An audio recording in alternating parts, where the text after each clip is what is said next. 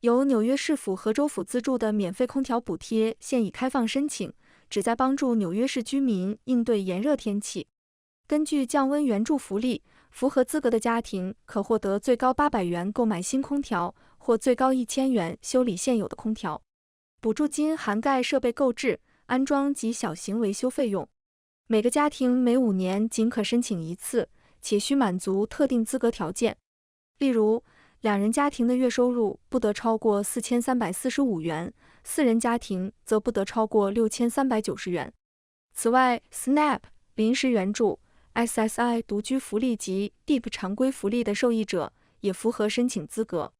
同时，申请家庭中需有60岁以上长者或6岁以下儿童，或因高温而健康受影响的成员。欲了解完整资格条件或提交申请，可以访问 access.nyc.gov 网站。天下卫视记者编辑报道。